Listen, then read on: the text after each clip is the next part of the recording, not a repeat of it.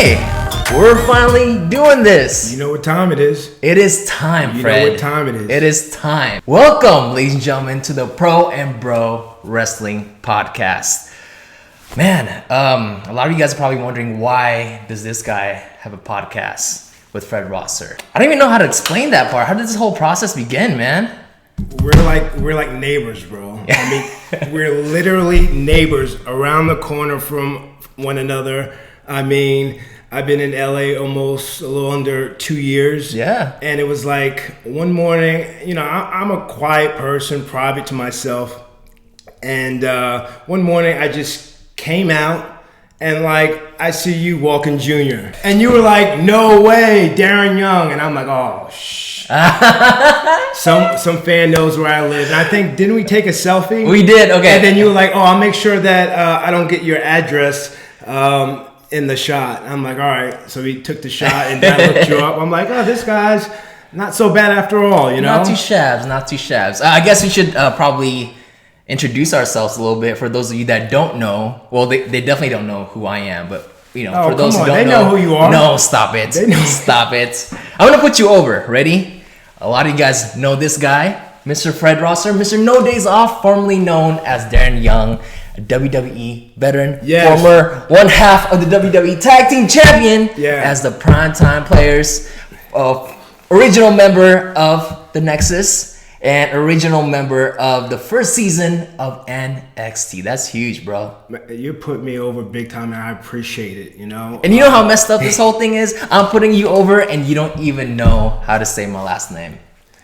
Arnold Telegata. Close. Okay, I'm Arnold Telegata. All right, man. Telegata. You heard Fred's side of the story when it came to like how we met. Let me tell you my side real quick, all right? For those of you that don't know me, I've been a huge wrestling fan since I was 4 years old. So I think I was flipping through the channels and I saw Alex Wright do a sunset flip on WCW Saturday Night Live one time, and I was like hooked ever since. I'm like, what is that? I want more of that. So I've been a wrestling fan all my life. I'm 32 now, from 4 to 32. That's a whole lot of wrestling. I'm 35. I'm still a fan. Seriously, You've man. been a fan since you came out the womb. Since that's so true. That's true. That is so true, man. So yeah, I've been a huge wrestling fan all of my life, and you know, I'm also a fur dad. And as Fred was like, as he was saying earlier, I have a dog named Junior who hates walking. He hates walking, and I always try to, you know, make him a regular dog. I'm like, dude, Junior, come on, man, let's do dog things. Let's go out and, you know, take a walk in the park or whatever. So the one random time that I actually took Junior on a walk, I was behind my house, and dude, like, it was so weird because I saw you, right? And I'm not saying this just because you're like next to me right now. But when I saw you, you look exactly how you look like on TV. That's a huge compliment, dude. Because I've seen some people that's like, huh, you're a little smaller in real life. But you actually, like, you're walking with the Instagram filter on. It's crazy. So I was like, oh my gosh. What you see is what you get, baby. Darren Young. Darren Young's like right in front of me right now. There's no one else in the street but me and Darren Young. And usually I wouldn't like, I wasn't gonna say hi because I know a lot of people like their privacy, you know, so I wouldn't want to like bother them. But you already had like a smile on your face and you're already like making eye contact with me. So I'm like, okay, all right. So this guy's down for an interaction. This guy's down for an interaction. Okay. So I was like, hey, you're Darren Young, right? And then you were like pleasant. Like I didn't even know that you were like scared or like annoyed that like I was a fan that knew where you lived, because if you held your composure, man. You were like super like chill the whole time, and I was like, oh my gosh, you Darren Young. The one time that I take my dog out to walk, I bumped to Darren Young. I gotta do this more often. So yeah, we started keeping in touch through Instagram and all that stuff. And later on, when we started hanging out more, came to find out you were kind of eyeing me. Yeah. Exactly. And then you had mentioned, yeah, me and my wife live around the corner. And like in that back of my head, that music, wah, wah, wah. Or you were like, challenge accepted. Hell no. I ain't no home record. Oh, man. But, yeah, we're like bros, man. You know, Yeah. You are literally the bro and I'm the pro and all this craziness that we're about to do. Yeah, and that's why we actually call this podcast the Pro and Bro Wrestling Podcast, because, you know, like down to the core, I feel both Fred and myself are huge wrestling fans, and we've been a wrestling fan all our lives since we were kids, and, you know, it just so happens that you became a pro. You know, I feel like if we met like when we were kids, I feel like we would have gotten along really well, you know? Because I didn't really grew up with a lot of like friends who were really into wrestling, so that would have been awesome. And we started hanging out, and we can find out that we had so much in common, like beyond wrestling, like being an only child, you know, being an introvert sometimes, you know, and we just like clicked really well. And we also talk a lot of wrestling, man. And like we just sit down and like talk wrestling. I remember one time we went to the tea house, we were hanging out. Dude, we were talking from like 2 p.m. till 7 at night. Nothing but wrestling. We're still huge marks. Yeah, man. We're still huge marks. And the one thing about you is that you're very, very respectful about the business. One of the first wrestlers I ever met was Louis Spicoli. Okay. And I met him at an independent wrestling show, and he was the first wrestler I met, first autograph I got, and I looked at him like he was larger than life. So always had respect. You have respect. Yeah. So that's why we just gel so well together. Yeah, and I figured it was like, you know, like when we were like talking so much wrestling, it just makes sense that we should do podcasts together. And like, you're not the only one that said that. There were several close people near and dear to me that said, why don't you do a podcast? Yeah. And at this point in my life, and even when I was with WWE, why not? Give it a shot. There's 7 billion plus people on this planet to impact. So this Pro and Bro Wrestling Podcast is going to impact so many people. I'm honored that you chose me to do a podcast, man. That's so cool. No, you chose me. You asked me, and you asked me, would you be down, because you're successful. You and your wife Hart are very successful, and as much as you look up to me, I look up to you guys. You know, Damn it, Junior. That's my dog right there, Junior. You ain't gonna mess up this first episode, man. Okay. He wants to make his cameo, man. You gotta appreciate the hustle. You know. And I'm very happy Junior is not vicious. He's delicious. Wow. Okay. I don't like vicious dogs. No. Yeah. Vicious is not my cup of tea. I figured it's only appropriate that our first episode is our event that we went together called Survivor Series. Yes. I remember when we first started hanging out, you found out that I was a huge wrestling fan. You're like, hey, you know what? From this point on, like, you know, hit me up whenever you want to go to events and all that. And I was like, yeah, okay. And then you promised, like, hey, one of these days I'll take you to a WWE event.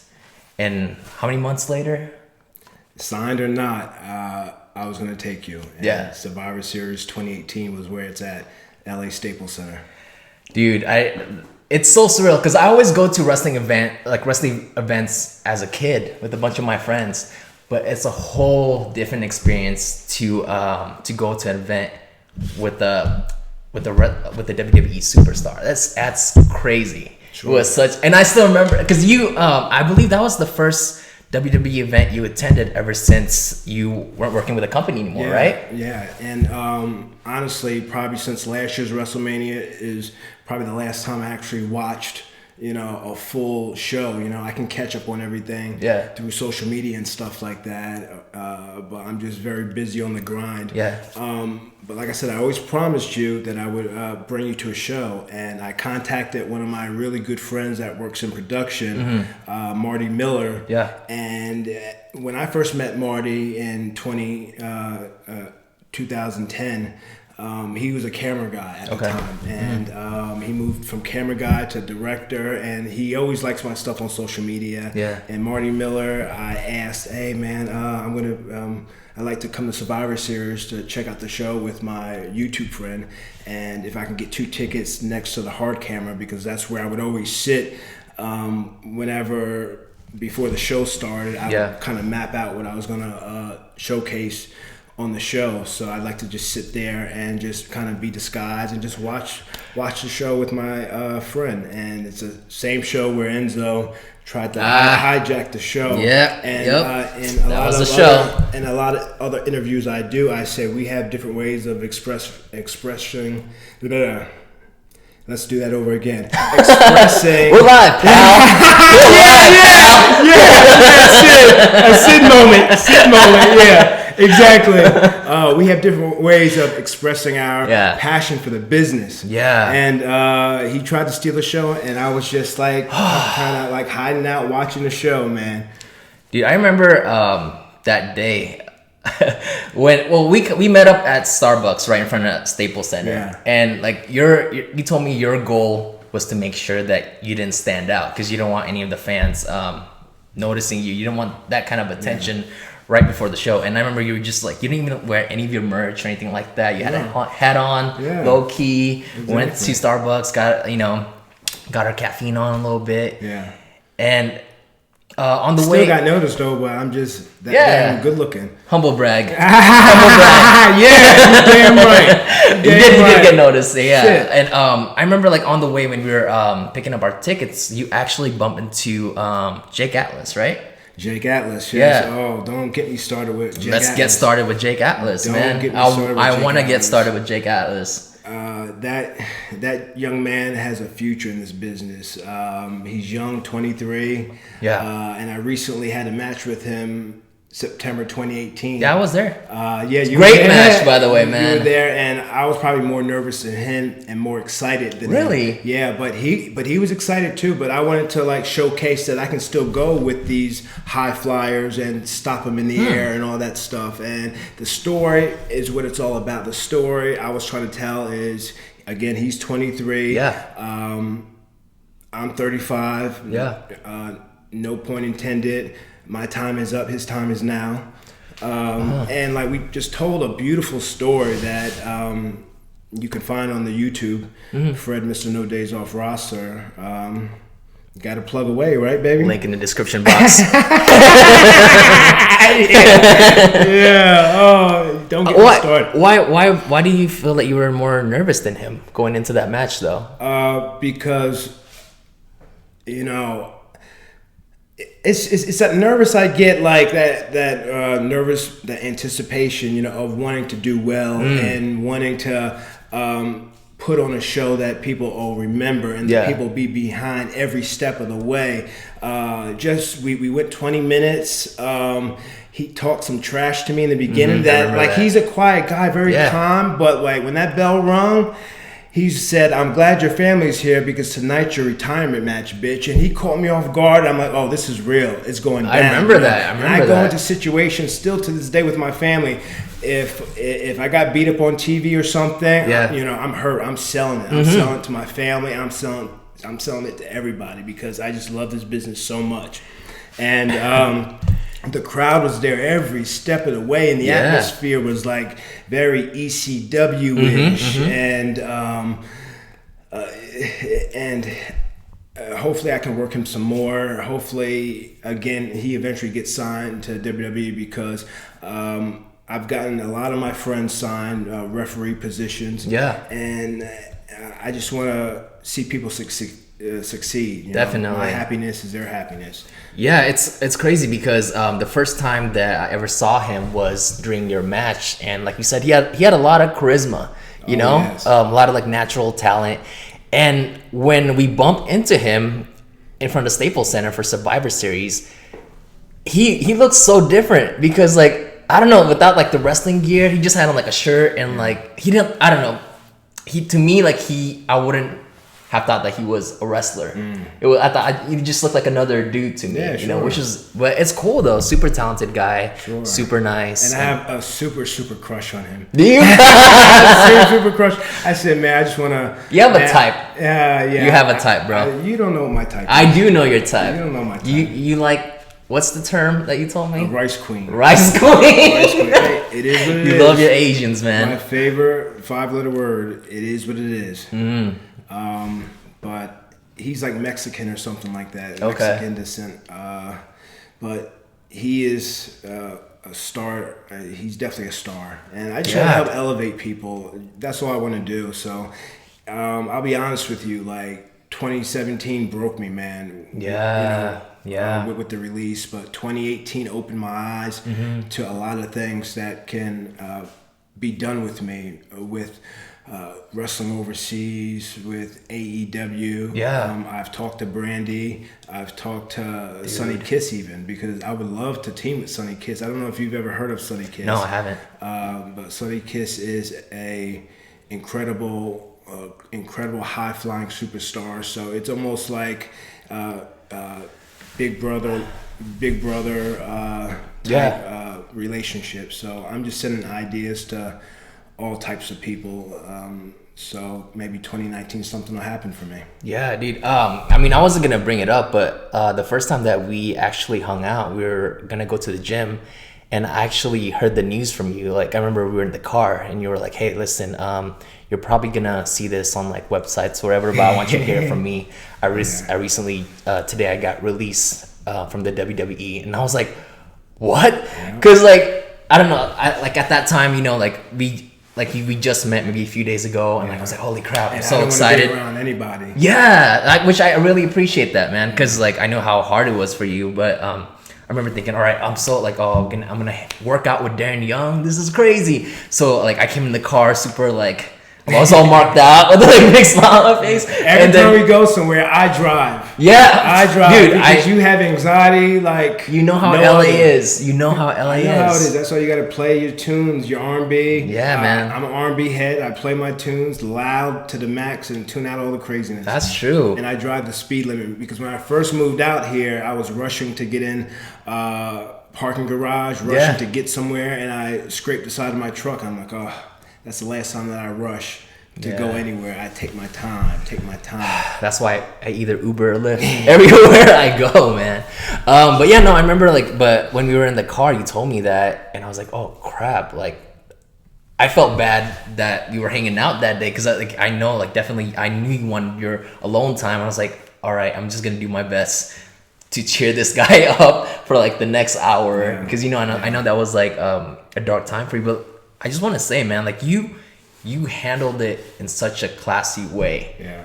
Like if that was me, I would have like crawled into a bed and go to like hibernation for like 2 days. But dude, like that was like a class act for you to still want to work out with a fan, because like you promised him that, you know, that we were gonna work out together after such a devastating news. That's strength, bro. Yeah. Well, I had moved out to LA August 2017. Yeah. And the release happened the end of October 2017, and that nothing lasts forever. Releases happen, but I can honestly say I left on good terms, because I was doing media at an LA Clippers game, and Enzo, me, Miz. Yeah, that's right. And you invited me to that too. Yeah, you didn't go, right? No, I couldn't go. But I had to be on Facebook. I had to check my Facebook. I had plans. I was busy. So I was doing media on a Saturday, and then Sunday I get the call from Mark Carano, who's works with the talent, and I just raise up I get that number from him, and I raise up out of bed like the Undertaker, and I get the call, and like, you know, nothing lasts forever. People get released, people get brought back. But I left on good terms, so he told me, and that was that. But like last year, when Finn Balor, who I love, he's doing great things. So I'm seeing him win the Intercontinental Championship recently. So that's like, that's great. Give the people what they want, you know. And he's a personal friend of mine. Always supports the Block the Hate movement. Yep. But when I got released, then this past WrestleMania. He was embracing the LGBT type colors and stuff like that. So I was like, man, I just wish, like, you know, call it selfish, but man, I just wish they would have been able to embrace that with me. Sure. So a lot of people don't know that, but I was hurt. You know, I was devastated. The next day I cried like a baby, man, because I'm like, man. Just give a dog a bone, you know. My last feud with the Miz, he was rooting for me to get the title, you know, and it's just like it's just unfortunate. Vince McMahon was always he's fortunate that Vince McMahon was always behind me. Yeah. But it's just like it's unfortunate that people that work under him, some didn't have my back, you know. Yeah. To maybe steal one on the Miz, and of course the heel gets it back. But yeah, like I said, my favorite 5-letter word. It is what it is. But I think I told you this during your whole make Darren Young great again. Even before, like, I knew you, just watching as a fan, I was excited to see you get a push, you know, because that was so refreshing, you know. Like, I mean, you're always in that like tag team scene, and I love when you had that single push. You kind of change your look a little bit, you know, like the buzz cut and the beard, and I was like, okay, we might get another single like breakout star. I mean, you definitely like had to look for it, and I told you this. I remember when you won the Battle Royal for the #1 contendership for the Intercontinental title. I felt that was so like I'm not kissing your ass, I promise, but it was so well executed because I never seen a person won a Battle Royal that way before, where you weren't even doing anything. You know what I mean? It was like you were I forgot who it was, but I think two other guys eliminated themselves, right? Yeah, Baron Corbin and Apollo Crews, and the story was beautifully told. You talk about the different looks. One thing I learned from Chris Jericho is like you have different looks, you get more of these. You get more merchandise. Yeah. So evolving, have different looks, you know. So that's one thing I learned from him. And then that Battle Royal, having that opportunity, there's footage of it online. The people were right behind me, and that's what it's all about: getting the machine behind you. The first vignette, you might see of Bob Backlund and I, and you might be like, "What the hell is this?" You know. And then after weeks of seeing this, then a build-up. You know, again, we're storytellers, so you have to kind of get invested in the story to eventually get behind it.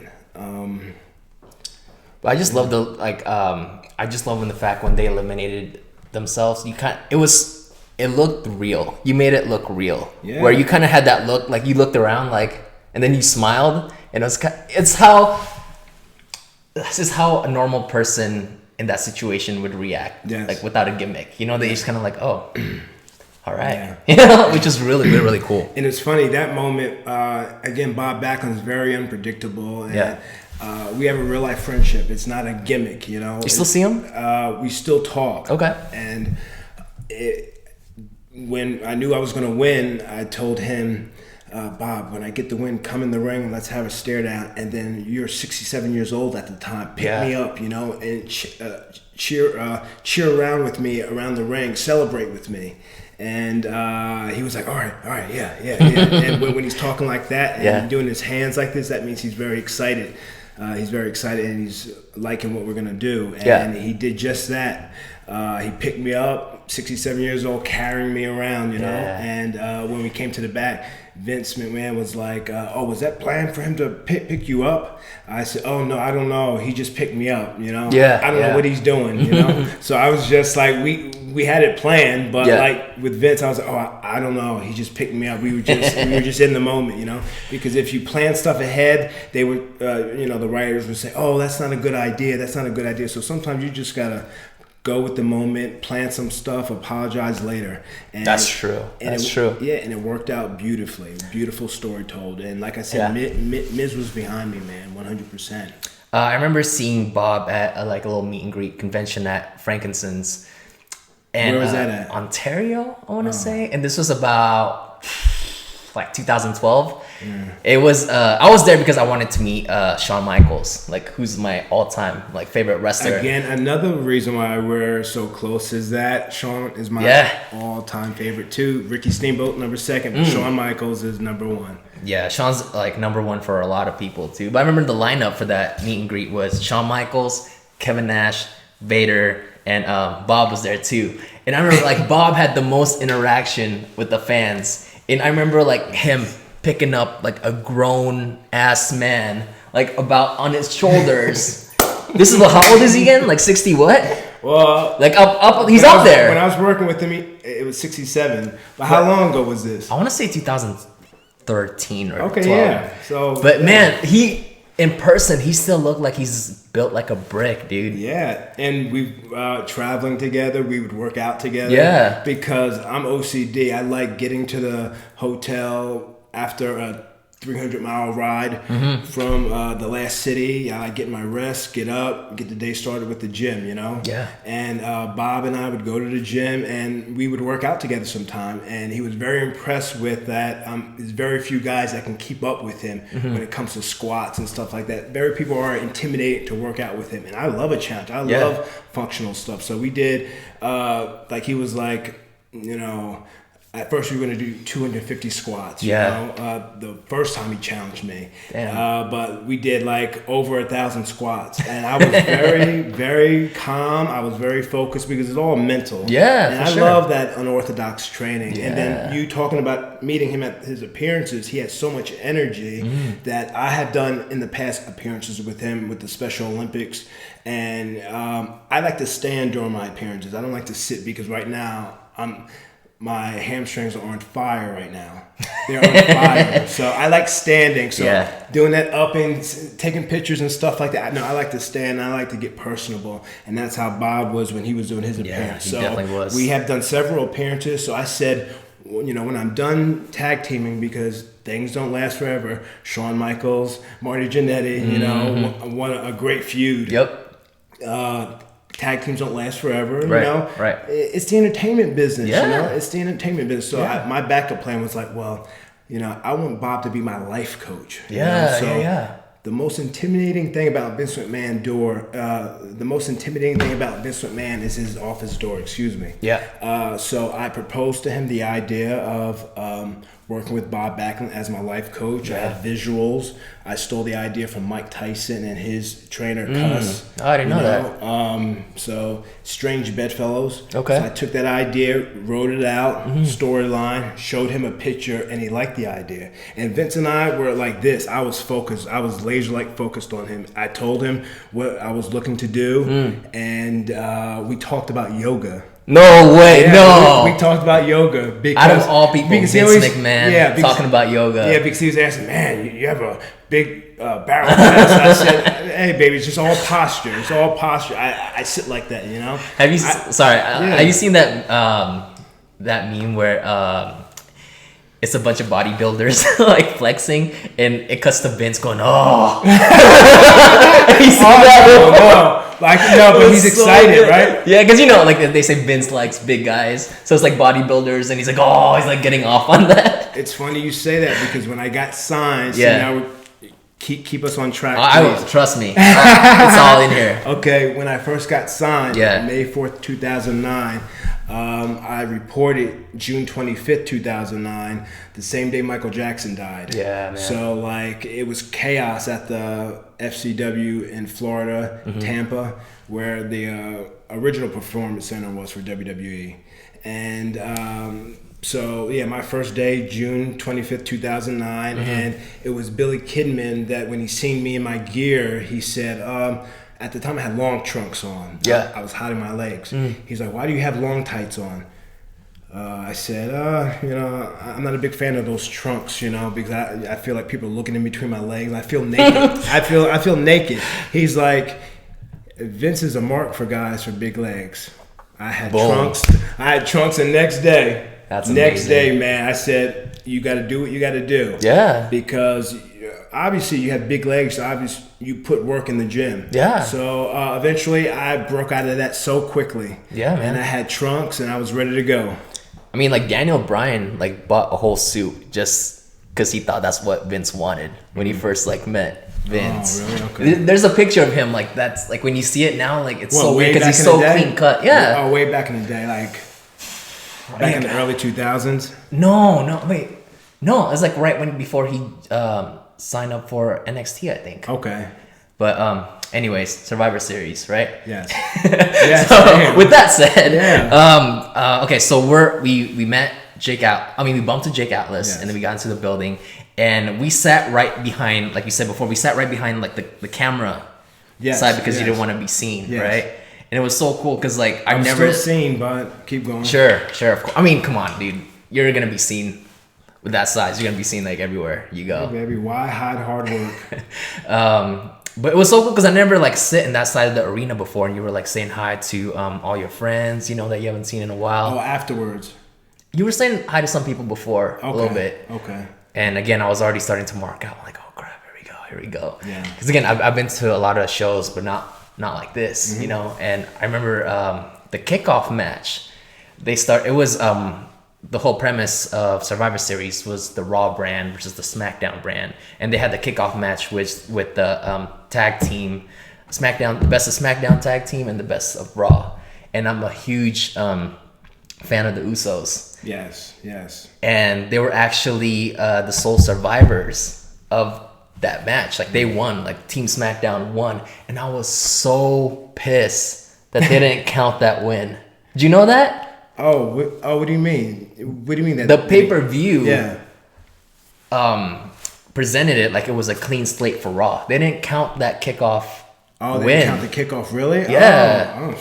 I was like, what the? So, I mean, Well, it's not part of the show. So. I know, but damn, like they just buried that match, you know? Like, I was like, Sometimes sometimes you're gonna have to eat shit and like the taste of it. I learned that from Dr. Tom Pritchard, the guy that signed me. Keep going, sir. That's true, but I don't know. I heard rumors that the reason why that happened is because there was a miscommunication with some of the agents, and they didn't know that it was supposed to be a clean slate for Raw, and that's why, like, you know, they had to do. Where are you getting your information? So many sources, man. So many sources. I can't recall where I got this exact information, but you know, I watch What Culture, Pro Wrestling, What Culture, Cultaholics, and all that. So many. I watch wrestling too much. Yeah, I mean, that's why in some situations you might be the pro. I'll take it. I'll take it, man. I'll take it. But yeah, I remember like being so pissed. Like, man, like I thought it was gonna be like you know, it was exciting, but I thought it was gonna be like a challenge for both brands. But after like seeing like Raw like win, like the Raw side like winning, after like, come on, man, like SmackDown is already known to be, you know, the B show, which I mean I don't think it is, but you know, a lot of people perceive it as a B show. But I mean, if you're gonna do that, like that's, you know, well, Raw is it's the number one show. Yeah, I guess it's the number one show. It gets the most ratings. It'll always be number one. So sometimes it'll always be considered the A show. Yeah, SmackDown the B show. But I got love for all those guys. You know? Oh yeah, for sure. A show, B show, you still get limitless amounts of love. I remember when the Usos came out. You're surprised I actually know the lyrics to their songs. Oh yes. You're like, what? Yes. Like, dude, yes. Yeah, and I love the Usos. When I first started FCW in 2009, they were a couple of months after me, and like we just gelled and we just became like.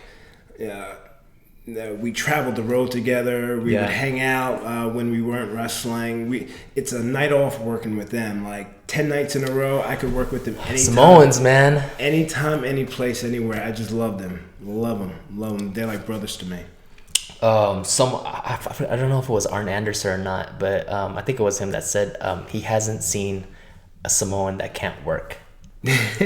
Right? I mean, it's pretty true. Right. I can't, top of my head, I can't think of anyone that's... He's right. You know? And the beauty, what I always loved about working with them is that we can finish each other's sentences off. Like I can plan something in the beginning and they can pick it up from there, like finish off my sentence. So we just gel so well together. We make it look like we're beating the hell out of each other, but we're like professional stuntmen, you know.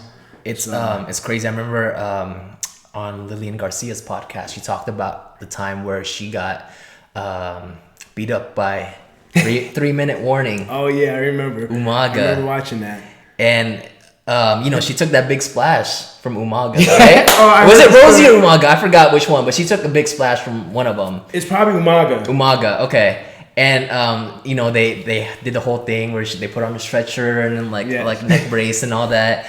And she said that when she got to the back, like she got all giggly, like, can we do that again? Yes, like literally she didn't feel anything. That's how talented they are. Yes. It's so crazy, man. All day, every day, I can work with them. Yeah. Anyway, so kickoff, which pissed me off. That happened, and then the show finally started, and the first match was the women's elimination match between, again, Raw and SmackDown, and Nia Jax was the sole survivor for that. You remember that? Like Yes. she won for Raw, and Alexa Bliss was injured at the time, so she was kind of like the team captain. Yeah, I love what they're doing with Nia. I love Nia. I love Nia. I've been hearing that they want to make her work some of the guys.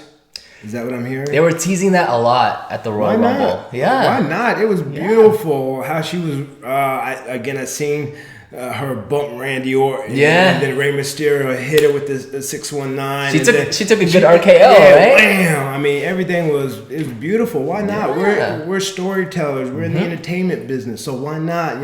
Get a little offense. And people were shocked. Did you see that The Rock kind of teased a Becky Lynch angle on his Instagram? Like after the Royal Rumble, I think he posted, I don't know if it was Twitter or Instagram, but he posted a picture of himself and Becky Lynch, and he's like, "Hey, let's make history together."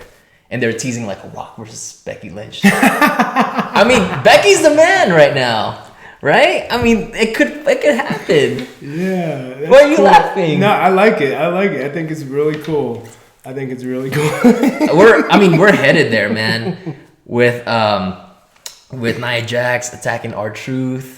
Yes. And I remember the day after the Raw after Royal Rumble. Sorry, sidetrack, but Nia Jax interrupted Dean Ambrose during his promo, and he looked kind of pissed. So I mean, I feel like they're testing the waters a little bit, like to see how the fans would react. Are they gonna be okay with this before they fully dive in? Yeah. But I remember that day at Survivor Series when Nia Jax came out, she had a lot of heat, like a lot of good heat because of what she did. Yeah. She broke Becky Lynch's nose, right? She did some damage. Again, we're professional stuntmen and women, but accidents do happen. Yeah. But again, my favorite 5-letter word, it is what it is. You take a storyline and you make it big. So she was getting major heat, and I loved it. She enjoyed it, dude. Yeah. She milked it. She was like... That's what it's all about. That's exactly what it's all about. Because, if the people ain't reacting, you must be stinking. I really hope that they don't turn Nia Jax into the Big Show. Like how much they change him like heel and face so many times. Okay, don't talk about my friend Big Show. No. He hooked me up a few times in first class. When I was first starting off traveling and we were traveling out of Miami, he would get me upgraded. Probably like 4 times. I mean, no disrespect to him at all, because it's not even like his fault. But like, just like how many times they like switched them up. I told you this. I went on like, I was on YouTube and like there was this video on how many times Big Show turned heel and face, and I think it was 25 times. Over 25 times over his career, man.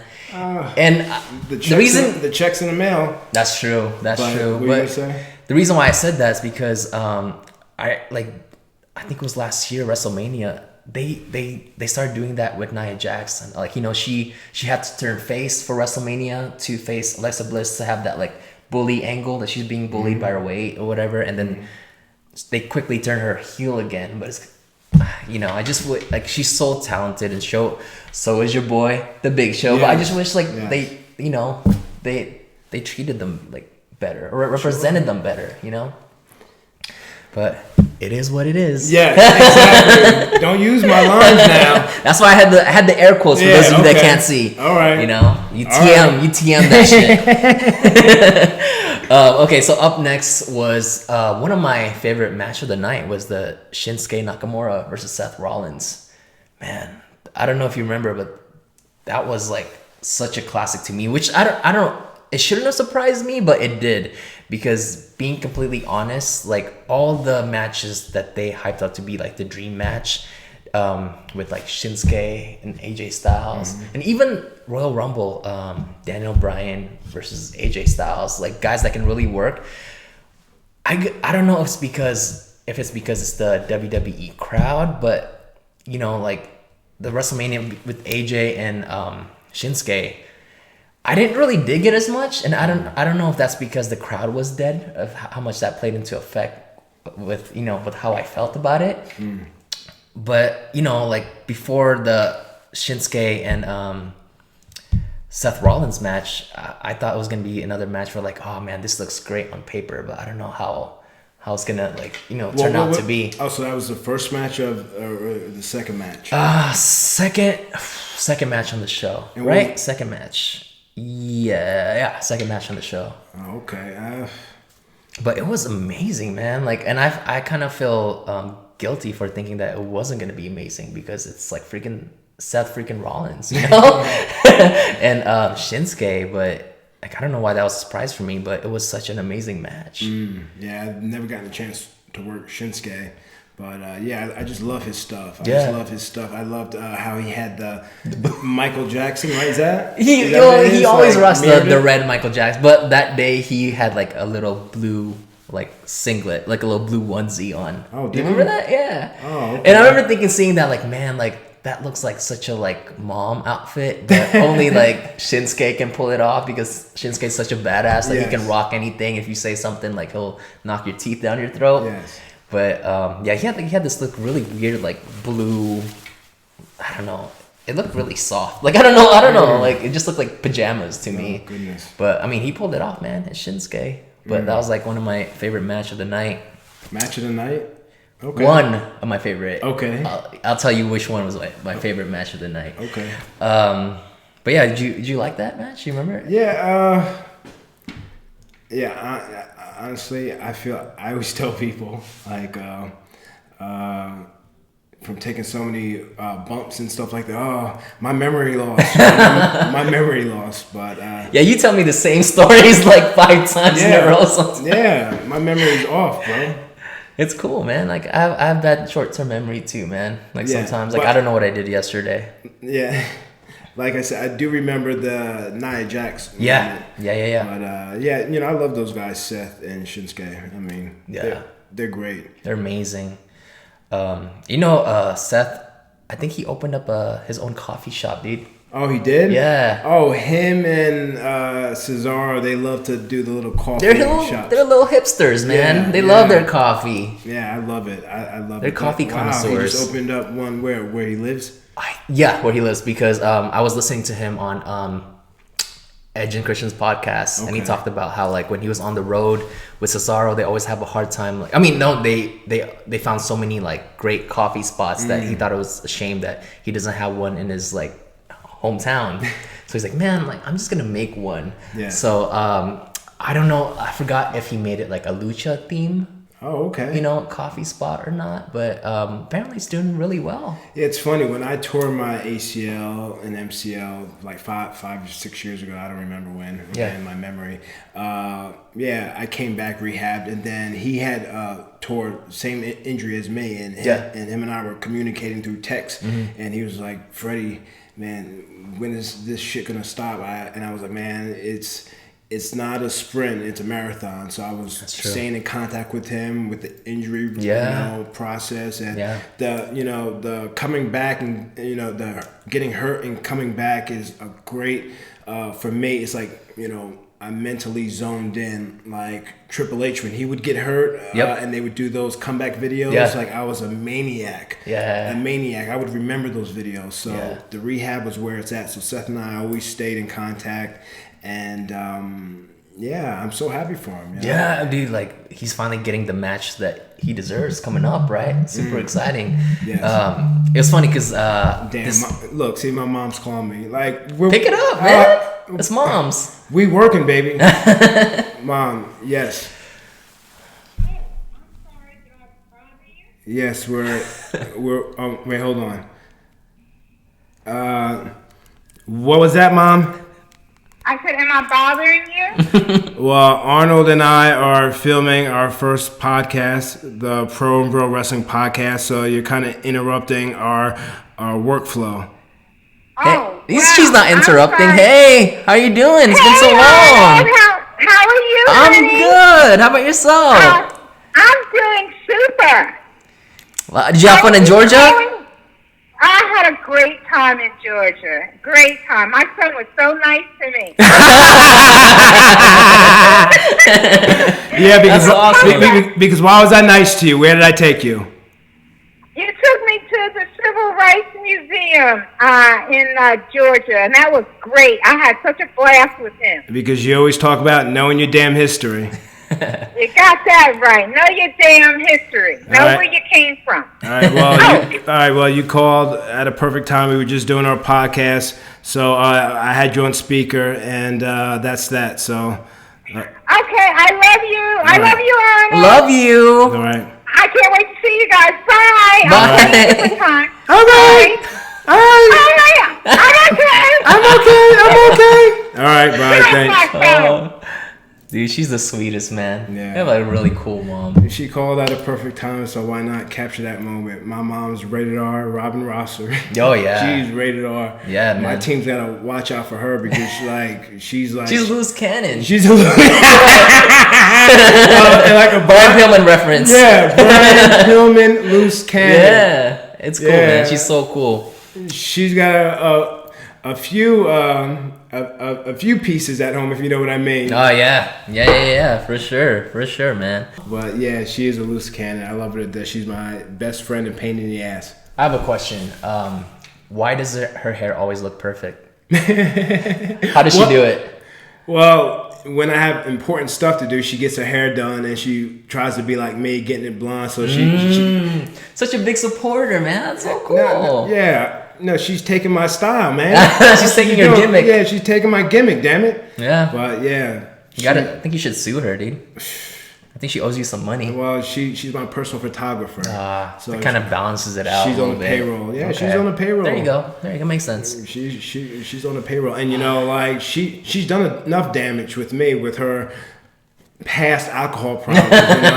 You know, hitting dare signs. Yeah. And I'm telling you, crazy. This is 2007. Yeah. Of course, she's healthy and doing great now, Yeah. but she's cost me a lot. But I love her. I still love her. She's doing great now, man. She's amazing. Okay, so after the Seth Rollins and Shinsuke match, it was the tag team match, the Bar versus the Authors of Pain, and the Bar with the Big Show. Just randomly, like they threw in the Big Show in there. Well, what'd you think about that? It didn't make any sense to me why the Big Show was aligned with the Bar at the time. Oh man, the Big Show.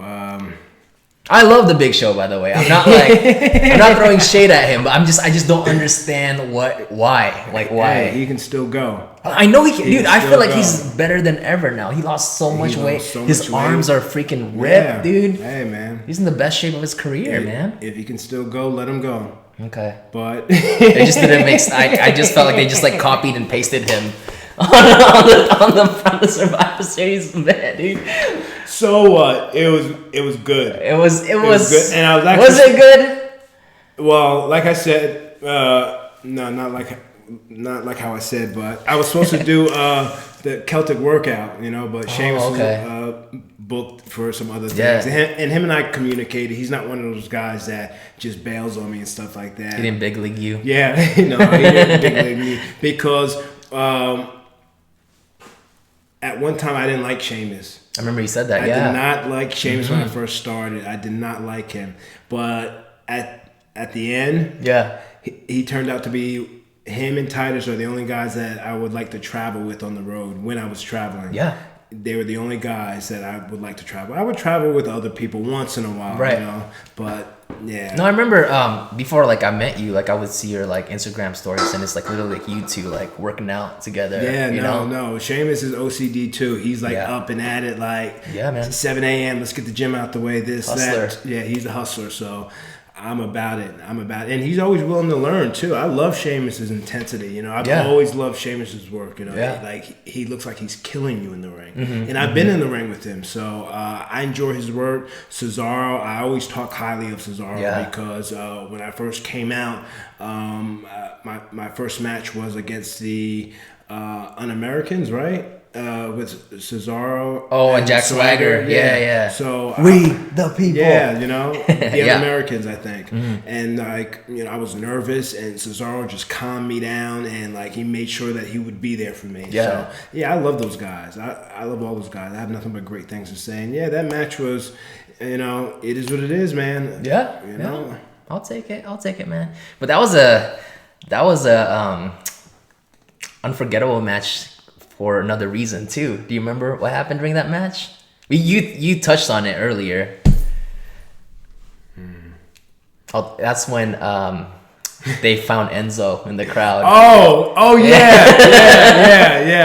And then what do you think he was planning on doing? Do you think like did someone like caught him like on camera in the back and like, they were like, get this guy? Well, they have camera. They know what's going on. You know, they have people constantly surveying the crowd. Like if you have on a shirt that's not WWE approved, they will have you yank it off. It is what it is. You know, they want a WWE product show. Yeah. So I think somehow word in the back that Enzo was disguised and he had bought a ticket and he tried to hijack the show, and the one lady security guard who I'm very cool with, That's right, yanked him down, threw him out, and she felt so bad that she had to do it. But yeah, he was trying to hijack the show, and Sheamus was pissed, and I know Sheamus. Dude. He was pissed, but yeah. Again, we have different ways of expressing our passion. I heard the boys pop in the back though, huh? When your friend tackled them.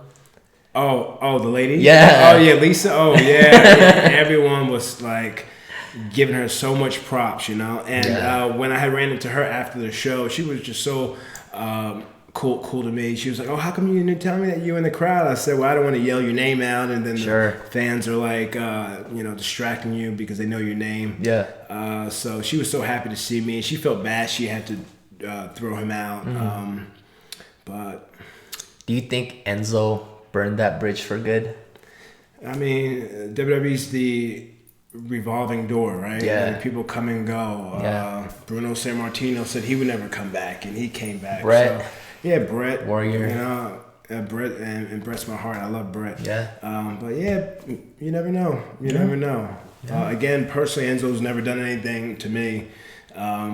He always came through for me when I needed a hookup at a Best Buy when I first moved to LA. He had a hookup here because he was living out here, I think, at the time. And yeah, he came through for me. So introduced you to Childish Gambino, right? Didn't you say that? No? No, I don't think so. No. Oh, I thought I heard you say that. No, hell no. I knew Childish Gambino way back before Enzo. No, I wish, no, but I've never met him. No, I've never met him. No. I mean, like his music. Oh, yes. Right? Yes, his music. Okay. Yes. I wasn't crazy. He did. Anderson .Paak, Childish Gambino, yes. Yeah. I thought you meant like in person. I'm sorry. Okay. No. Yes, Good. but the music, I knew nothing about Childish Gambino. He's dope, huh? Yeah, I love him. It's crazy. And I see he's got his beard like blonde. Don't talk to me about beards. I'm so jealous. I can't grow one, man. Oh man. I'm gonna have beard implants coming soon. Yeah, I mean, you look weird, man. I know. I will not look weird. I would love to see it. Why? Has people told you that you wouldn't look good with? No. Has your wife told you? No. I think I can pull it off. If I was able to Look grow at that. beard, I would have that tan. scruff look. Huh? I would rock the scruff look if I had that beard. And look who's calling out Pedro from Headquarters School. Well, he can wait You're because blowing up. Huh? You're blowing up, man. Well, you're the boss. Should I I'm take not this? the boss, dude. Do what you want, bro. No, he can wait. Sorry, Pedro. Yeah, he can wait. Mama comes first. Oh, okay? That's true, man. So yeah, that was what a crazy match, huh, with Enzo and all that, like in the whole thing. But after that was the cruiserweight match, Mustafa Ali. I loved it. Versus Buddy Murphy. Yeah. Yes. Both guys. Intense, dude. Intense and so innovative. Great. Mustafa Ali, when he's not wrestling for WWE, he's doing other shows like Evolve, which I'm trying to get into. Yeah. And he's training. He's very innovative with his offense. So I told you too that he used to be a Chicago police. Do you know that? Mustafa Ali, yes. And like he was. I think he's just such a good human down to the core that I heard he was the type to like if he were to pull you over, he'll try to find a reason why. Like, are you okay? Like, were you having a bad day? Like, why were you speeding? He tries to like understand you, you know, and actually be human. Yes. Which is really, really cool. But the match was amazing, man. Both Buddy Murphy and Mustafa, insanely talented. I feel like they're not human. Yes. It's nuts. Yeah, one of my favorite moments in that match, they both did something like, and I captured it on my IG story, like a tilt-a-whirl DDT off the ropes. Again, it's just so innovative, the two of them, and Mustafa Ali spiked them into the ground with the DDT off the ropes. It's just so innovative, and I just love those guys. I love Mustafa's ring gear, like his this whole like mask. That lighted it up. Yeah, it's so unique, man. I love it. Is that based off Mortal Kombat or something? Oh, I would think so. I think he's a big time gamer. All those guys. Is he? Gamers. Okay. But that was a good match, and I'm so happy that it's unfortunate that he's injured and he had to skip out in the elimination. I heard he was chamber. injured. What did he injure? Do you remember? I'm not sure, to be honest with you, but he did for sure get I don't think this is the reason, but he did get a concussion. I was gonna say he did get a black eye from Randy Orton. Yeah. It was like really, really bad. So I mean, I don't know if it's that, but yeah. Yeah, he'll be fine. He just gotta heal up. Yeah, he's not going anywhere. But I love his spot though. Like how they're treating him on like SmackDown. Like it's so interesting, and I think because I read it was all because of Daniel. Yes, that's what I was gonna say. Ever since Daniel's holding the championship, I feel like he's doing what champions should do. He's like elevating other guys that people wouldn't think about before. Like, I mean, not think about, but like the management wouldn't like give them a chance. Like, I mean, Kofi Kingston is like on fire right now, and that's because obviously because of Kofi himself, but the fact that he's working with like Daniel Bryan, and again, like Daniel Bryan put Mustafa Ali over really, really huge, like first like pinfall. It's amazing, man. I can't wait to see what the future has for Mustafa. And I think Daniel Bryan has a lot to do with it too, I think he has a lot of pull and a lot of say, and he wants to elevate other talent that are putting in the work. It's so cool, man. And those guys are doing it. And I love Kofi. He seems like a really chill dude. A cool story about Kofi and I is we did a tryout match in probably 2006. In Chaotic, where he came from, Chaotic Wrestling up in Boston, Massachusetts. Is an independent organization I would always do. And I would get paid to drop 4 hours, get paid $25. But Chaotic Wrestling would get me WWE bookings and stuff like that in tryouts. So the payoff would be I would get $500. So it was all worth it. And Kofi and I did a tryout match in front of all the scouts and agents at the time, and he got signed out of that tryout. That's amazing, man. It's just like he was doing the Jamaican gimmick. And remember that. And at the time, he just had that it factor. And for me, I was just trying to find it. You know what I mean? Yeah. Find it. Yeah. He had that it factor. And he got signed. So him and I are very close. And Kofi's an OG. He is. He's an OG. So he's seen it all, done it all, very innovative. Yeah. When I hurt my elbow, he was actually rehabbing in Tampa, Florida, too. Some nagging injuries. I mean, you can be healthy and do all the preventative stuff all you can, but like injuries do come to territory. So yeah, Kofi is a great friend of mine. And I think it's really cool that Xavier and Big E constantly puts Kofi over, in interviews, even before this whole like push for for possibly WrestleMania. Like last year, they're always like, oh yeah, like we're I don't know if it was the Hall of Fame or not, but I remember like Xavier Woods was like saying like, oh yeah, we're surrounded, me and Big E are surrounded with a whole bunch of legends.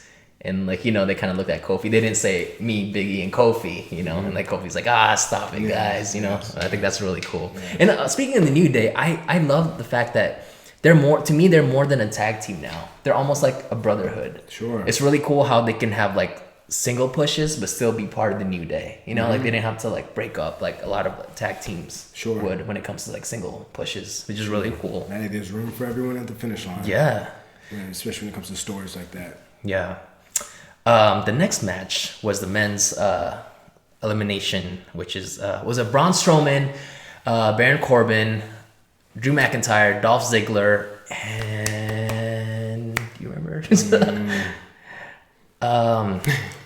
Man, who's the other? Oh my gosh, it's gonna come. It's gonna come to me sooner or later. But SmackDown was Ray, Miz, Jeff Hardy, Samoa Joe. Oh my gosh, why am I always forgetting the fifth? You don't remember either, huh? No, I don't remember, bro. I don't remember. But I remember Raw again won that one, and Braun Strowman took the W for that.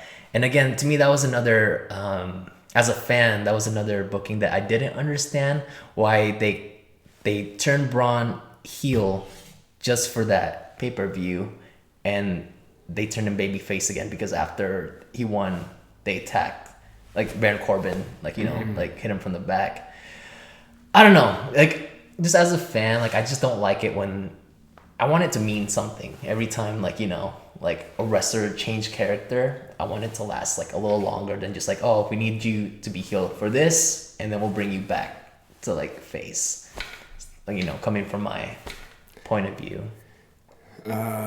So many chiefs and not enough Indians, man. Just so many people, with, you know, and everything gets, you know, brought to Vince and Triple H. So, yeah, things are always changing, always changing. Yeah.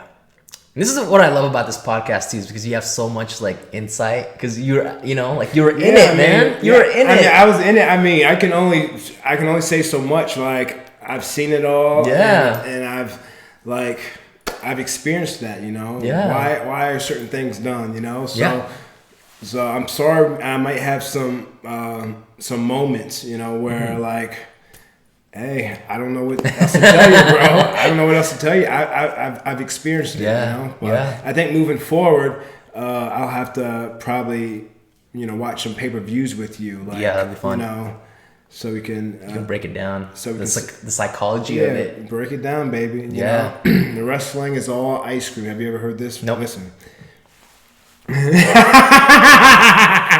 Wrestling is all ice cream. Okay. Wrestling is all like ice cream, just different flavors. You know, you might like Rocky Road, I might like cookies and cream, but it's just all ice cream. You Preach. You know what I mean? So just different flavors. That's baby. true. That's true, man. I You can't please everyone. I learned that from Dr. Tom Pritchard. You know? Dr. Tom Pritchard, I keep saying his name. He was running stuff at the Performance Center years ago, and he helped me get signed. So he had these like little things that would help us out. These little sayings that really stuck with me. Yeah. So you know, wrestling's like ice cream, just different flavors. I like that, man. I like that. Up next was the women's championship at Rousey and Charlotte Flair. That was an amazing match. That was a little taste of what Mania can be this year. Yeah, and they're fighting for it. I mean, what is it? Is it going to be a three-way or is it going to be? Yeah, I think it's going to be a three-way, to be honest. Because right now, you know, I think storyline-wise, Becky Lynch is out of it. But I think they're trying to, you know, give her that Stone Cold feel to her, where like a Daniel Bryan WrestleMania 30, like where they're hoping the fans would get behind her and like, oh, they're already behind her, but you know, they want the fans to be pissed that she's not in the match. You know, so they still got 2 more months. Of I see working where it's with that. going. Yeah, I see where it's going, and I think it could be beautifully told once like it comes around and they let her fight. Yeah, and it be the main event at WrestleMania 35. Yeah, that's major history. But I think it is going to be a 3-way though. Major brother history. Ryder. Woo, woo, woo. Yeah. Oh, you know, Hart. My wife Hart. She watches like some wrestling with me, but she's not like deep into it. But you know, out of all the gimmicks, randomly she'll just go woo woo woo. You know it. Hey. And that's why he's still there, right? Yeah. Always ready, right? That's his thing. Yeah. Hashtag he's always, very or creative. hashtag still here. Hashtag always ready. Yeah, man, he's very creative. Zach is doing his thing, dude. And Zach, I feel like Zach is also like us too, and I feel like also have a lot in common with Zach because he's right around like our age, and like he dude.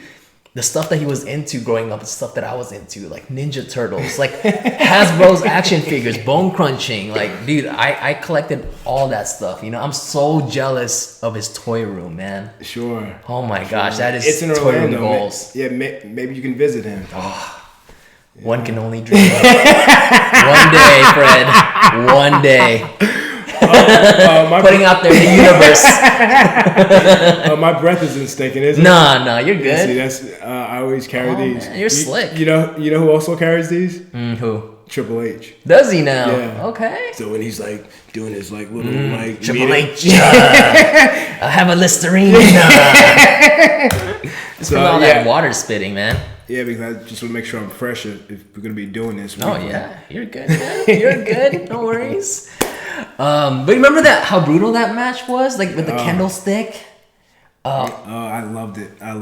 Like till this day, I don't know how wrestlers like take this, but I hate watching that when like you have the chair on like your throat. Oh yeah. And someone because I know I have a weird thing with necks. Like I don't like anyone touching my Adam's apple or anything like that. So when I see someone like stomping on the chair and it crushes their like throat, like I don't like watching. It's so I don't know how anyone agrees to do that. It's like we don't have a folding chair here, but like it's just the way you place your head in there and the way you turn your head. Yeah. And the chair could be gimmicked a little bit to have a little space for when they Yeah. But it's the best. It looks so good though. Yeah. It looks so savage and it's amazing. But I hate watching that because it's too real to me. It's too real. But man, Ronda got booed out of the building, huh?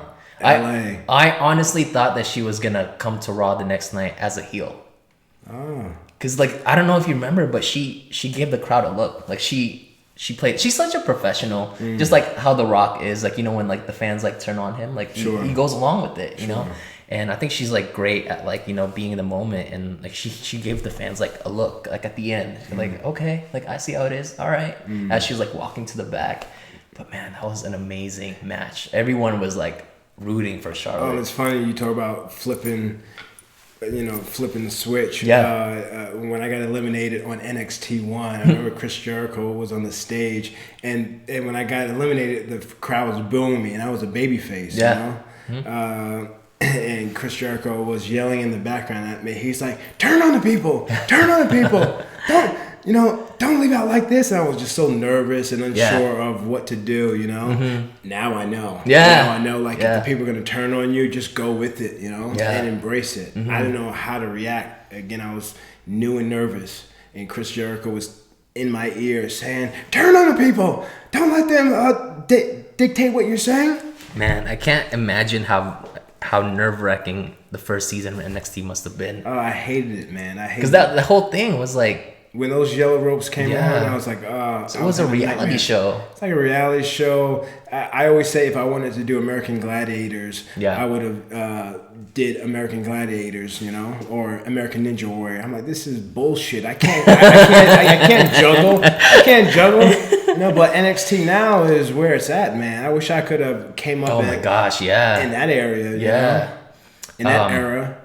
Dude, I watched NXT TakeOver the weekend of the Royal Rumble, and I know it's early in 2019, but I think Ricochet versus I don't know if you saw it, but Ricochet versus Johnny Gargano is the best match I've ever seen in my life. Wow. It's Ricochet. I've never seen him wrestle in person, but that dude is Spider-Man. Yeah. Like he is Spider-Man, bro. Yeah. I don't know how he does it. Yeah, I seen the flips and all that stuff. Yeah, and you know how good Johnny Gargano is, but this is not like a knock to him, but man, like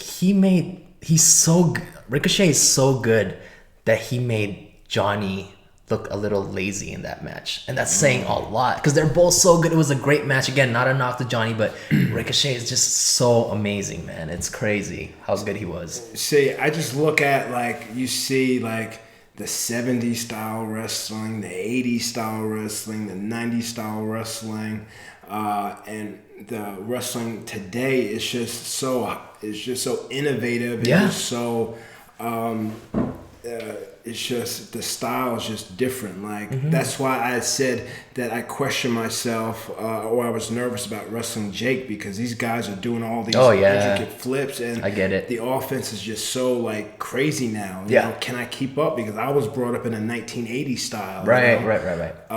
Can I keep up with these guys? And just working with those guys like Jake and the high flyers, I know I can go. But yeah, it's just incredible. I seen highlights of that. I seen Ricochet and so good, man. Yeah. So now we're in the main event with Brock and Daniel Bryan. Oh, and this is what I remember. Okay, this is what I remember. I think I know what you're. Okay, go ahead. It's a dream match of mine, because I know Daniel really, he likes to train that way, and he can go. So tell that Jekyll and Hyde story. You know, good versus evil. Brock Lesnar, it's just like, you're not going to be exchanging holds. You're just going to be getting flipped. And, you know, Daniel Bryan can go with his kicks. I just love I just love the styles. And eventually when Brock slipped on a banana peel, oh my goodness, Daniel Bryan just laid into him with his offense. Yeah. But, you know, I think the way the match was designed is perfect. It's not going to be pretty, but it's going to get results. It was so smart because, you know, like Brock first came on really strong, and I thought like, oh my God, another squash match, like another, I guess he was laying the like Suplex City right and left, and I thought it was going to be one of those matches. I was like, all right, fine. But man, like that match got me. What was the miscue? You probably... A miscue? There was a miscue? No, but I'm talking about like what made Daniel Bryan get on top of him. That I forget. I don't remember either, to be honest with you. But like Daniel's comeback was so unexpected, and it just goes to show how talented Daniel is, because he was a fresh heel, right? Just a fresh heel, and I think that was his first match as a heel. And like, you know, the fans, it was just, I don't know, like as great as the match was, I feel like the timing was a little bit off just because it was heel versus heel. But the fact that like even though Bryan was still a heel, the fans still at the end like still rooted for him to win, because they on like, me personally, I believe that Daniel was gonna win. Like in the beginning, I was like, no, squash match. But then it got to the point where it's like, oh my God, he might take this. This is gonna be amazing. And I thought he was gonna take it. And again, obviously, you know, Brock with the W, which is still amazing because they got the reaction they wanted out of me. Sure. I bought into it. That's what it's all about. And probably Michael Hayes, who works backstage. Do you remember him, Doc Hendricks? Of course, handsome Doc Hendricks. Yeah, no, I think we might have talked about him, but he's like, him and Pat Patterson are the guys that put the story together and are great storytellers and help these guys. And of course, Brock and Paul Heyman and Daniel, they put their 2 cents in. But it's just so how the story was beautifully told. And that's always been a favorite match of mine to watch. Daniel Bryan and Brock go. And that was my favorite match of the night. Yeah, and that's one match I actually remembered. You know? I have moments that I remember, but hey, what you see is what you get. And I'll tell you guys, as amazing as the pay-per-view was, that's not what like stuck out for me like that day, because after the show was over, you took me backstage, and you know, you said hi to a lot of your friends that you haven't seen in a while. And one of the first about a year, right? And it was so fun being backstage, and a little bit overwhelming because I just see like legends like pass by me right and left, and I had to do my best to like act like I do this every day. Like it was nothing, but inside, dude, I was like screaming like a little girl. It was crazy. And I think one of the persons that actually like passed by me was Triple H. And like, you know, surprisingly, he's again, not a knock, there's nothing wrong with, you know, but like he's shorter in person than I thought that he would be. Like he's still like huge, you know, but I was like, oh, okay. Like I thought he was gonna have this like crazy, like overwhelming like presence, but it's like, oh, like you're, you know. But again, like still in great shape, still amazing, but just not how I build him up to be if I were to see him in person. But it was, I passed by Triple H, which was crazy. You were like saying hi to your friends like Mark Henry. And Is that when Triple H had hurt his arm? Yes. And Yeah. you want to tell that story? Yeah, because you already know. Yeah. I mean, that's not my story to tell. I mean, like I was, you know. What is that what you waiting for? But I mean, yeah, the encounter was cool. I had sent him a text because he had got hurt in Abu Dhabi. He tore his pec off a bump that's notably known by Harley Race. It's just like an over the top bump in the buckle. Yeah. And he tore his pec, and it's a bump that I would always take because of Triple H. And the little right, just over the top. It always gets it's always my go-to if I'm supposed to slip on a banana peel. Yep. Because the crowd always you know. So and then when I take that bump, I just rest. It looks fun. Yeah, I just rest. It's fun. It's fun. Yeah. So he tore his pec, and I sent him out a text saying, "Hey, Hunter, speedy recovery. You're one of my favorites when it comes to rehab, and you'll get through it." And he sent me a thank you. And when I seen him at the Staples Center for Survivor Series, I walked past him and he said hello to me. And then as we were talking to the other legends, they were telling me that Hunter was trying to get my attention, and he said thank you for the text. And, Like, hey Darren, thank you. I'm just kidding. Hey Darren, thank you for the text. I said, hey, no problem, Hunter. Yeah, I saw that. He's always been one of my favorites. My childhood room, he's still hanging up in my room in New Jersey. Yeah. Triple H, Kurt Angle, Hulk Hogan, Chris Jericho. So. That's awesome, man. I remember that. Yeah. And I just remember like being backstage, I quickly realized just how many class acts WWE superstars there are, you know, because I was like a nobody, just chilling backstage, and then like, people will pass by, and like Rey Mysterio was one of them. Yeah. Like he said that, like he gave me that nod and a smile, Yeah. and I was so close. Backstory: I met Rey when I was 16.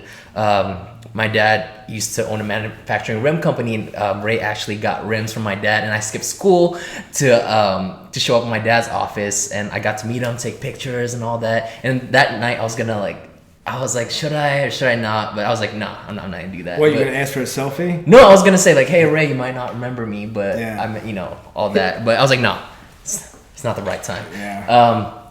But guys like Ray, Finn Balor was another one that was just like, didn't have to be nice to me, but he went out of his way to, like, you know, shake my hand. Yeah, you see I got that blocked hate shot. Yeah, right? that's right. You know? And also The Miz, man. Super nice guy. Yes. You know, and he's another guy when I first met I couldn't stand, you know? Yeah. He's just so loud, just loud, but a good guy. Yeah. A good guy, but just loud at the time. And then just later in my career, he just turned out to be a wonderful guy who helped me out personally with promos and our feud. Yeah.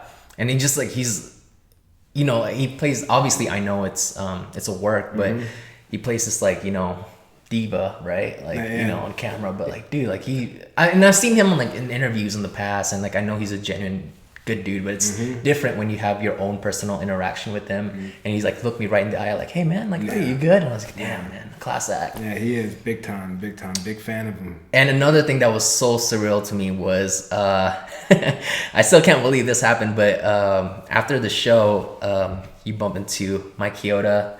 And Mike Chioda. Yeah. He's an OG. I love him. He is an OG, It takes man. 3 to tango, man, in the ring. The ref is very important in the match. Dude, I was just as nervous to be around him if I were to be around, like, yeah, because we got something Greg to Valentine eat, right? or something. Like, yeah. Wait, hold on. What you mentioned Greg Valentine. What about him? I said I was as nervous around Mike Chioda as I would be if Greg Valentine was next to me, just because how iconic they are to me. You know, like, dude, he refereed so many of my favorite, like he refereed Brett's matches. You know, I was watching him when he had a mullet, man. They had a little like loose long sleeve shirt and the bow tie, and he was an icon to me. So for like, okay, so afterwards, they asked you if you wanted to grab some dinner. And I'm like, like you asked me, what do you think, Arnold? I'm like, what do you think? Like, let's do it. Yeah, hey, you're my boy, man. You're my boy. Yeah, I appreciate that. You might have other stuff. No, I appreciate that, but I was like, so we got in the car with Mike Chioda and Danilo, right? Danilo, yeah. And he's someone that I helped get signed too. That's right. Because he's got so much talent. And like we were in the car and I was sitting in the back seat. I'm like, man, like I'm riding with like Mike Chioda right now.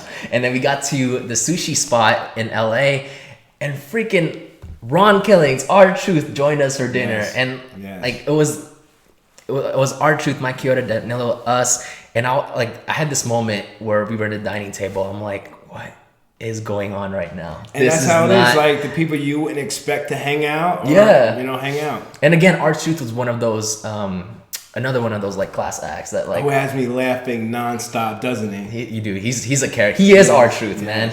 He is who he is. Like it's such a like easy, like fun loving guy, and it's so crazy how young he still looks, even in person.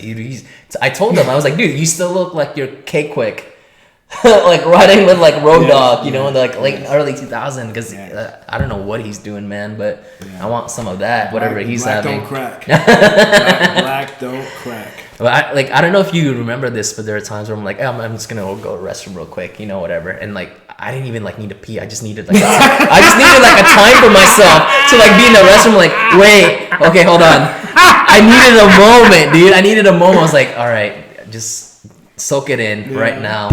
We're with Fred Rosser, R-Truth, Mike Chioda, like, dude, like, and it was so awesome because like when we were like having dinner, like, I felt like they treated me just like one of the boys. Like I feel like they didn't change how they talk to one another. Well, if you're with me, you're good people, Yeah. Wrestling is like, very few people can be let in, But very few make it to WWE. But once you're in, whoever I bring with me, you're good people. Like going home after that night, I had to like recover like the next 2 days just to like, did that happen? That really happened. Okay. Yeah, and then people that I met, they're like, oh, like, please come back, if we're in the area. So I was like, oh, okay, free catering. So I didn't go.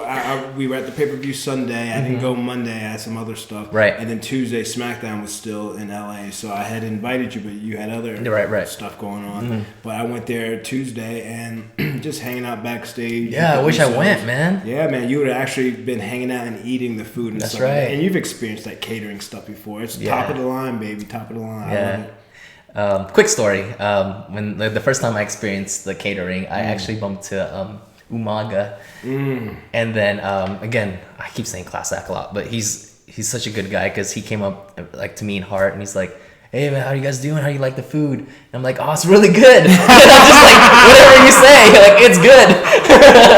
And then he's like, man, you ain't got a lot to kick it. The food's shit around here. And he just like walked off. I'm like, oh snap. No. It's funny you mentioned Umaga. When I was an extra local back in the day,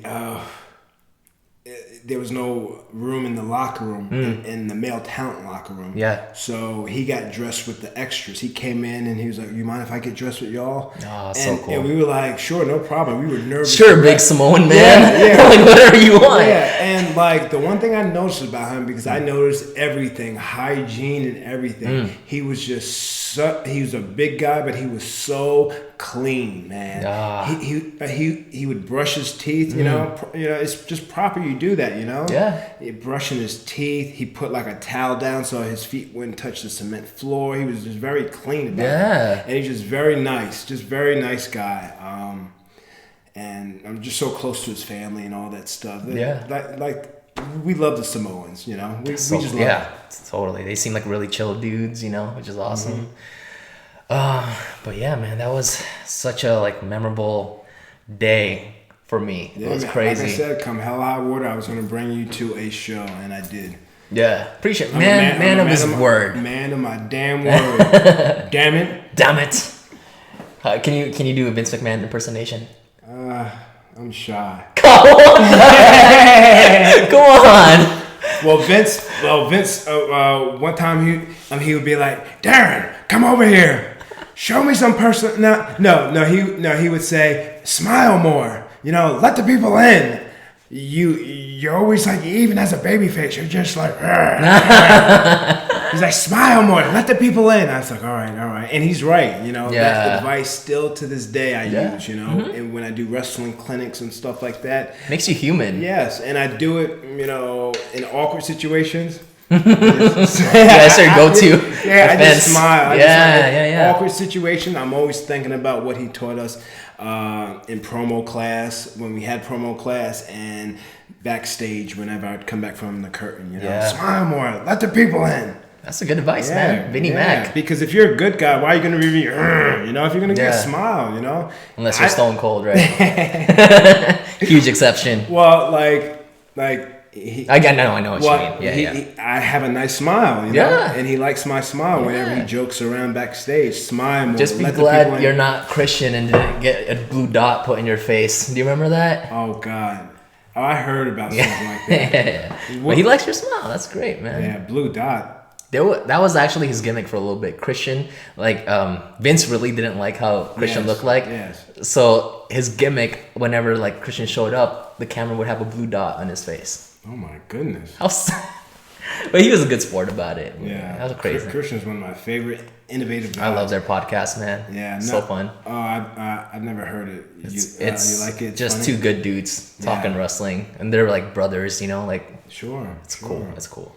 But dude, I think that wraps it up for the freaking first episode of Pro and Bro Wrestling Podcast. Where sometimes you might be the pro in some situations, and I think you were. You didn't steal the show too much. No, I try not to, but I am. Teamwork makes the dream work. There you go. As much as I want to be the showstopper, like my boy HBK, I wanted to give you a little bit of limelight, No, you did. Just playing. And this is going to be fun. This is going to be a lot of fun. Man. Thank you very much. This is what we do anyways when we hang out, man. Yes. Might as well put a freaking microphone in front of us, right? Exactly. There's 7 billion people plus on this planet to impact, so we got a lot of work to do. Definitely. Anything you want to plug before we go off here? Follow us, man. Follow us. Yeah. Make sure you guys subscribe. It's just a domino effect, right? Yeah. The Instagram is... Instagram is Pro and Bro. I don't even remember it right now. I'll have it all linked up. Follow us on Instagram. I caught you off guard. I told you. Yeah. You're going to be the leader. Yeah. You're going to be the leader. You got me. So I just follow you. Follow us on Instagram. I'm pretty sure it's Pro and Bro Wrestling Podcast. Yes. Follow us. Subscribe to us on our YouTube channel right here. Thank you guys so much for watching. And thank you guys for listening as well. This has been so much fun.